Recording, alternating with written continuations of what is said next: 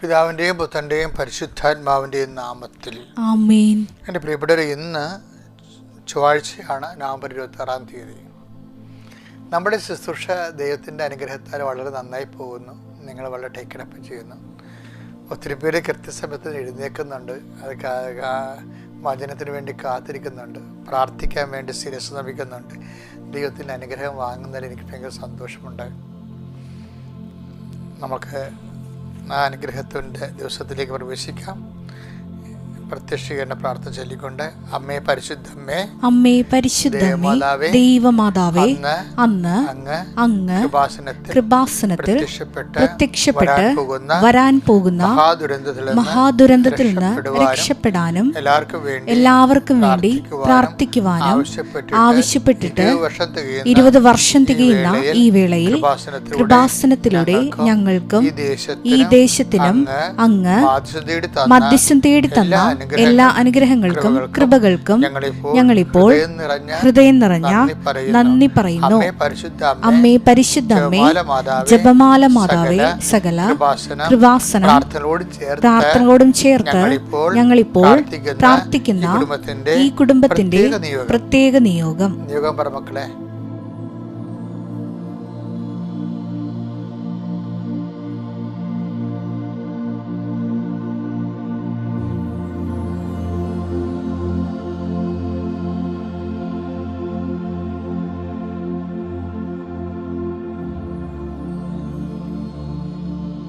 അമ്മയുടെ പ്രത്യക്ഷീകരണത്തിന്റെ ഈ ദ്വാദശക വേളയിൽ ഞങ്ങൾക്ക് സാധിച്ചു തരുവാൻ കനിയണമേ. വിശ്വാസ പ്രമാണം. സർവശക്തനായ പിതാവും ആകാശത്തിന്റെയും ഭൂമിയുടെയും സൃഷ്ടാവുമായ ദൈവത്തിൽ ഞാൻ വിശ്വസിക്കുന്നു. അവിടുത്തെ ഏകപുത്രനും ഞങ്ങളുടെ കർത്താവുമായ ഈശോമിശിഹായിലും ഞാൻ വിശ്വസിക്കുന്നു. ഈ പുത്രൻ പരിശുദ്ധാത്മാവിനാൽ ഗർഭസ്ഥനായി കന്യകാമറിയത്തിൽ നിന്ന് പിറന്ന് പൊന്തിയോസ് പീലാത്തോസിന്റെ കാലത്ത് പീഡകൾ സഹിച്ച് കുരിശിൽ തറയ്ക്കപ്പെട്ട് മരിച്ച് അടക്കപ്പെട്ട് പാതാളങ്ങളിൽ ഇറങ്ങി മരിച്ചവരുടെ ഇടയിൽ നിന്ന് 3-ാം നാൾ ഉയർത്ത് സ്വർഗത്തിലേക്ക് എഴുന്നള്ളി സർവശക്തിയുള്ള പിതാവായ ദൈവത്തിന്റെ വലതുഭാഗത്തിരിക്കുന്നു. അവിടെ നിന്ന് ജീവിക്കുന്നവരെയും മരിച്ചവരെയും വിധിക്കുവാൻ വരുമെന്നും ഞാൻ വിശ്വസിക്കുന്നു. പരിശുദ്ധാത്മാവിലും ഞാൻ വിശ്വസിക്കുന്നു. വിശുദ്ധ കത്തോലിക്കാ സഭയിലും പുണ്യവാന്മാരുടെ ഐക്യത്തിലും പാപങ്ങളുടെ മോചനത്തിലും ശരീരത്തിന്റെ ഉയർപ്പിലും നിത്യമായ ജീവിതത്തിലും ഞാൻ വിശ്വസിക്കുന്നു. ആമേൻ.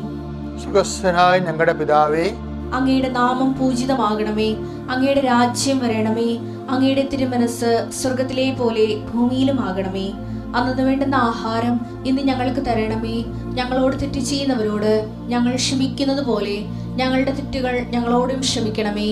ഞങ്ങളെ പ്രലോഭനത്തിൽ ഉൾപ്പെടുത്തരുതേ, തിന്മയിൽ ഞങ്ങൾ രക്ഷിക്കണമേ. ആമേൻ. നന്മ നിറഞ്ഞ മറിയമേ, സ്വസ്തി. കർത്താവ് അങ്ങയുടെ കൂടെ സ്ത്രീകളിൽ അങ്ങ് അനുഗ്രഹിക്കപ്പെട്ടവളാകുന്നു. അങ്ങയുടെ ഉദരത്തിൻ ഫലമായി ഈശോ അനുഗ്രഹിക്കപ്പെട്ടവനാകുന്നു. പരിശുദ്ധ മറിയമേ, തമ്പുരാന്റെ അമ്മേ, പാപികളായ ഞങ്ങൾക്ക് വേണ്ടി ഇപ്പോഴും ഞങ്ങളുടെ മരണസമയത്തും തമ്പുരാനോട് അപേക്ഷിക്കണമേ. ആമേൻ. കർത്താവേ, ശിരസ്സ് നമിച്ച കൈകൾ കൂപ്പി അങ്ങയുടെ തിരുസന്നിധിയിൽ നിൽക്കുന്ന അങ്ങയുടെ മക്കളുടെ മേലെ നിന്റെ വലിയ കൃപ ചൊരിയണമെന്ന് പ്രാർത്ഥിക്കുന്നു. കർത്താവ്, ഈ ദിവസം ഞങ്ങൾക്ക് നൽകിയതിന് നന്ദി പറയുന്നു ഈശോയെ. കർത്താവേ, ഈ കൂട്ടത്തിൽ ഒത്തിരി പേര് വ്യത്യസ്തങ്ങളായ സാഹചര്യങ്ങളിലൂടെ ഇന്ന് കടന്നു പോവുകയാണ്. അവരെല്ലാം നീ സന്ധിക്കണമെന്ന് പ്രാർത്ഥിക്കുന്നു. കർത്താവ്, നിന്റെ തിരുമുറിവാർന്ന് ആണിപ്രതാർന്ന് വലതുകരം ഈ പ്രഭാതത്തിൽ അങ്ങയുടെ മക്കളുടെ ശിരസ് വെക്കണമെന്ന് പ്രാർത്ഥിക്കുന്നു. കർത്താവെ, നിന്റെ ഉന്നതമായ നാമത്തിന് സ്വസ്ഥം ചെയ്യുന്നു. കർത്താവെ, നിന്റെ വിശുദ്ധ പൗരോഹിത്യത്തെ മഹത്വപ്പെടുത്തണമേ. കർത്താവെ, സഭയിലുള്ള സാന്നിധ്യം പ്രകടമാക്കണമേ. അമ്മേ പരിശുദ്ധമേ, ദേവമാതാവേ, ഈ മക്കൾക്ക് എല്ലാം വേണ്ടി മധ്യസ്ഥം വഹിക്കണമേ. കർത്താവെ, അന്ധര കാഴ്ച നൽകുവനെ, ചെകിടിനെ കേള് നൽകുവനെ, ഊമന് സംഭാഷണത്തിൽ നൽകുവനെ, ഒരു രോഗത്തെക്കുറിച്ച്, കുഞ്ഞുങ്ങളുടെ രോഗത്തെക്കുറിച്ച്, എപ്പിലെപ്സിയെക്കുറിച്ച്, അപസ്മാരത്തെക്കുറിച്ച്, ഓട്ടിസത്തെക്കുറിച്ച് ആകുലപ്പെടുന്ന വ്യാകുലപ്പെടുന്ന അമ്മമാര്, ഗർഭിണികള്, അവരെല്ലാം ഞങ്ങൾ ഈ സമയം സമർപ്പിക്കുന്നു. കർത്താവെ, നിന്റെ ഉന്നതമായ നാമത്തിന് സ്തോത്രം ചെയ്യുന്നു. കർത്താവെ, അങ്ങയുടെ നാമത്തിൽ ആശ്രയിക്കുന്ന ഒരു മകൻ പോലും ലജ്ജിക്കാൻ ഇടയാക്കരുതെന്ന് സങ്കീർത്തനോട് ചേർന്ന് പ്രാർത്ഥിക്കുന്ന കർത്താവെ, നിന്റെ വലിയ കൃപ മക്കളിലേക്ക് ആവശ്യിക്കണമേ. അടിപ്പണ്ട പോലെ വൈദാക്കാല പോലെ ദൈവികമായ ശക്തി നിങ്ങളുടെ ശരീരത്തിലെ നീര് രോഗങ്ങളെ എടുത്തു മാറ്റിയിട്ടെന്ന് കൽപ്പിക്കുന്നു. യേശുവിൻ്റെ ശക്തിയിലേക്ക് ആവശ്യിക്കട്ടെ. ആന്തരിക അവയവങ്ങളുടെ ഗുരുതരമായ രോഗങ്ങളുള്ളവരെ കർത്താവ് സ്പർശിക്കട്ടെ. ആണിപ്പെടുത്താർന്ന് വലത് കർത്താവ് സ്പർശിക്കട്ടെ. അടിപ്പിണർ പോലെ സ്പർശിക്കട്ടെ. 38 വർഷം ഞാൻ അർപ്പിച്ച കുർബാനയുടെ യോഗ്യതയാൽ യേശുക്രിസ്തു നാമം നീ സൗഖ്യം പ്രാപിക്കട്ടെ. നിന്റെ ഭവനം, നീ ഏത് ഭവനത്തിൽ പ്രവേശിച്ചാലും ആ ഭവനത്തിൽ സമാധാനം ആശംസിക്കാൻ അരുളിച്ചത് കർത്താവേ, നിന്റെ നാമത്തിൽ ഇപ്പം പ്രാർത്ഥിക്കുന്ന ഓരോ കുടുംബത്തിനും ഞാൻ സമാധാനം ആശംസിക്കുന്നു. ആ സമാധാനം അവിടെ നിലനിൽക്കുവാനും ആ മക്കൾ കർത്താവേ, ഇന്ന് അവരെ ഉത്കണ്ഠപ്പെടുത്തുന്ന, ഭാരപ്പെടുത്തുന്ന, ആകുലപ്പെടുത്തുന്ന വ്യക്തികൾ, സംഭവങ്ങൾ, വിഷയങ്ങൾ എല്ലാം ഈ നിമിഷം കർത്താവ് സമാധാനമായിട്ട് പരിവർത്തനം ചെയ്യിക്കട്ടെ പ്രാർത്ഥിക്കുന്നു. എൻ്റെ കർത്താവിൻ്റെ ഉന്നതമായ നാമത്തിൽ, സഭയുടെ അധികാരത്തിൽ, കുരിശിൻ്റെ അടയാളത്തിൽ നിങ്ങളെ ബന്ധിച്ചിരിക്കുന്ന എല്ലാ തടസ്സങ്ങളും ദോഷങ്ങളും യേശുക്രിസ്തു നാമം നീങ്ങിപ്പോകട്ടെ. I command you in the name of Jesus Christ be healed. എൻ്റെ പ്രിയപ്പെട്ട, നമ്മൾ ഇന്ന് 2 വചനങ്ങൾ വായിക്കണം. ചൊവ്വാഴ്ച തമ്മിൽ ഭയങ്കര കണക്റ്റഡുള്ള വചനം. ഒരു വചനം എന്ന് പറയുന്നത് മർക്കോസിൻ്റെ സുവിശേഷം 14:8 അത് ഒരു വിധവയുടെ ചില്ലിക്കാശാണ്, 2 ചെമ്പ് തൊട്ടുകൾ. പക്ഷേ ഈശോ 2 വേ ചെയ്യുന്ന ആ ഒരു രീതികളാണ്. ജസ്റ്റ് നമുക്കത് വായിച്ച് കേട്ടെ, അതിന് ഞാൻ അത് പറയാം നിങ്ങളോട്. അത് വായിക്കേണ്ടത് ലൂക്കായുടെ സുവിശേഷം 21:2. ലൂക്ക 21:2.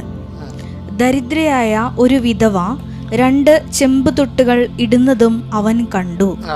ദരിദ്രയായ, അതായത് 21-ാം അധ്യായം, ലൂക്കായുടെ സുവിശേഷം 21-ാം അധ്യായം 2-ാമത്തെ വാക്യം. ശ്രീഭണ്ഡാരത്തിൻ്റെ മുമ്പിൽ കർത്താവ് ഇരിക്കരുന്ന്. അപ്പം ദരിദ്രയായ ഒരു വിധവ കൊണ്ടുവന്ന് 2 ചെറുതൊട്ടുകളിട്ട് അവളുടെ അന്നത്തെ ഉപജീവനത്തിലുള്ള മാർഗ്ഗമാണ് അവൾ ദൈവത്തിൻ്റെയൊക്കെ മുമ്പിൽ കാഴ്ചയായിട്ട് കൊടുത്തത്. അത് കണ്ടോടുകൂടി കർത്താവ് എഴുന്നേറ്റെന്നാണ് എനിക്ക് തോന്നുന്നത്. ഇത് അപ്പോസ്തലന്മാരോട് കമൻറ്റ് ചെയ്തു, സീ ദിസ്, ആ വിധവ തനിക്കുള്ളത് മുഴുവൻ നിക്ഷേപിച്ചു വന്നു. എന്നിട്ട് കർത്താവ് അവിടെ താരതമ്യപ്പെടുത്തി.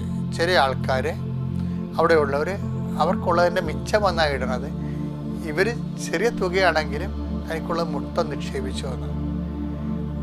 ഇതിൻ്റെ കൂടെയാണ് നമുക്കിത് മറ്റേ വചനം വായിക്കേണ്ടത്. ഏതൊക്കെയാണ്? 14:8 മർക്കോസിൻ്റെത് സുവിശേഷം. ഇവൾക്ക് സാധിക്കുന്നത് ഇവൾ ചെയ്തു. എൻ്റെ സംസ്കാരത്തിനു വേണ്ടി ഇവൾ എൻ്റെ ശരീരം മുൻകൂട്ടി തൈലം പൂശുകയാണ് ചെയ്തത്. ഇത് കണ്ട, ഓരോരുത്തർക്കും അക്സെപ്റ്റ് ചെയ്യേണ്ട രീതി കണ്ട. ഇപ്പം ചെറിയത്, ഇപ്പം ഇതെന്താ ചെയ്തിരിക്കണം? 300 ദിനാറാണ് ഒരു ദിവസത്തെ. അപ്പം ഈ ബദനിയയിൽ ലാസ്റ്ററിൻ്റെ പെങ്ങൾ മറിയം, ബദനിയയിലെ മറിയം 300 ദിനാറ ലാസ്റ്ററിനെ ഉയർപ്പിച്ചപ്പോഴേ അവൾക്കൊരു വിഷമം ഉണ്ടായി. ശരിക്കും പശ്ചാത്താപമാണ് ശരിക്കും പറഞ്ഞതിൻ്റെ സബ്ജക്റ്റേ. അതായത് ലാസ്റ്ററിനെ ഉയർപ്പിച്ച ദിവസം ഇവള് ആദ്യം വന്ന മാർത്തയല്ലേ ഓടി വന്നത്. ശരിക്കും പറഞ്ഞാൽ വരണ്ടിരുന്നത് മറിയല്ലേ. അവളല്ലേ അന്ന് കർത്താവിൻ്റെ വചനം കേട്ടത്, പദാന്ത്യത്തിൽ ഇരുന്ന്. മാർത്ത കുറേ എങ്ങനെ വീട്ടുജോലിയായിരുന്നല്ല.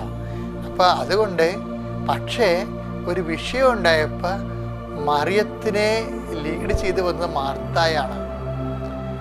മറിയത്തിന് വചനം കേട്ടെങ്കിലും ഒരു ജീവിത പ്രസിദ്ധി ഉണ്ടായപ്പോൾ കർത്താവ് ദൈവം നേരിട്ട് വന്നിട്ട് പോലും മറിയ എഴുന്നേറ്റില്ല. ഇങ്ങനെയൊക്കെ പക്ഷെ പിന്നീട് സംഭവിച്ചത് ലാസർ ഉയർപ്പാണ്. അതോടുകൂടി ഇവർക്ക് ഭയങ്കര പശ്ചാത്താപം ഉണ്ടായി. നമ്മുടെ കൃപാസനത്തിൽ ഞങ്ങൾ എന്തിനാണെന്ന് എപ്പോഴും അടയാളം എന്ന് പറഞ്ഞ കാര്യം, അടയാളം വന്നു കഴിഞ്ഞാൽ ആൾക്കാർക്ക് പശ്ചാത്താപം ഉണ്ടാവും. വചനം കേൾക്കുന്ന പോലെ തന്നെ പശ്ചാത്തലം. പത്രോസ് തന്നെ 5:7 മത്സ്യങ്ങളുടെ ആധിക്യം കണ്ടപ്പോൾ അവന് അനുതാപം ഉണ്ടായി. അപ്പം അടയാളവും അത്ഭുതവും സഭകളിൽ എന്നും ഉണ്ടാകണം. എന്തിനാണ്? അത് അനുതാപത്തിന് വേണ്ടിയാണ്. അനുതാപം, ഇപ്പം നിങ്ങൾക്കൊരു അനുഗ്രഹം കിട്ടിയാൽ ഉടനെ നിങ്ങൾക്ക് അനുതാപം ഉണ്ടാകണം. അതാണ് ദൈവത്തിൻ്റെ പദ്ധതി. ഇപ്പം അടയാളം കണ്ട് അപ്പോൾ അവൾക്ക് ഒരു പശ്ചാത്തലം ഉണ്ടായി. ആർക്ക്? മേരിക്ക്. എന്താണ്? കർത്താവ് വിളിച്ചിട്ടും വന്നില്ലല്ല. കർത്താവ് വന്നപ്പോൾ അവൾ വീട്ടിൽ തന്നെ ഇരുന്നില്ലേ. അപ്പോൾ ഇത്രയും വലിയ സംഭവം നടക്കുമെന്ന് വിചാരിച്ചില്ലല്ല. അപ്പോൾ ഈശോ ഇത്തിരി താമസിച്ചാലും വന്നാൽ അടയാളം നടക്കും. അത് വിശ്വസിക്കാൻ അവർക്ക് കഴിഞ്ഞില്ലല്ല. വചനം കേട്ടത് വെറുതെ ആയില്ലേ. അപ്പോൾ അതൊക്കെ സങ്കടമായി. അപ്പം ആ സങ്കടമാണ് ഇവൾ ശരിക്കും പറഞ്ഞാൽ കർത്താവെ തെറ്റിപ്പോയി എന്ന് പറഞ്ഞുകൊണ്ട് ആണ് അവൾ 300 ദിനാറയ്ക്കുള്ള സുഗന്ധൈലം ആ കാലെ ഒഴിച്ചു കൊടുക്കണം. അതിൻ്റെ അപ്പുറത്ത് എന്താണ് ചെയ്യാൻ പറ്റുന്ന ഒരു അനുതാപമുള്ള ആൾക്കാർക്ക് അതിനെ കർത്താവ് അക്സെപ്റ്റ് ചെയ്യുന്ന രീതിയാണ് എൻ്റെ മനസ്സിൽ എപ്പോഴും ബാധിച്ചിരിക്കുന്നത്. കർത്താവ് ഈ ബെഥനിയായിലെ മറിയത്തിൻ്റെ 300 ദനാറേയും ആ ചില്ലിക്കാശ് കൊടുത്ത വിധവയും ഒരേ അളവിലാണ് കാണുന്നത്. എന്ന് വെച്ചാൽ എൻ്റെ ദൈവവേദനെ നിനക്കുള്ളതുപോലെ നീ കൊടുത്താലും അതും ഇല്ലാത്തതിൽ നിന്ന് ഉണ്ടാക്കി കൊടുത്താലും അതും ദൈവമെല്ലാം ഒരുപോലെ വെയ് ചെയ്യും. കൊടുക്കണവൻ്റെ മനസ്സാണ് ഏറ്റവും പ്രധാനപ്പെട്ട വിഷയം. ദൈവത്തിന് ഞാനിപ്പോൾ എന്നെ സംബന്ധിച്ചിടത്തോളം ഞാൻ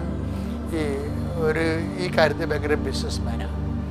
എന്ന് വെച്ച് കഴിഞ്ഞാൽ ഞാൻ കർത്താവിന് വേണ്ടി എന്തെങ്കിലും ചെയ്ത അപ്പം തന്നെ ഞാൻ കർത്താവിൻ്റെ മഹത്വത്തിനെന്ന് പറഞ്ഞാൽ ഞാൻ കാഴ്ചവെക്കും.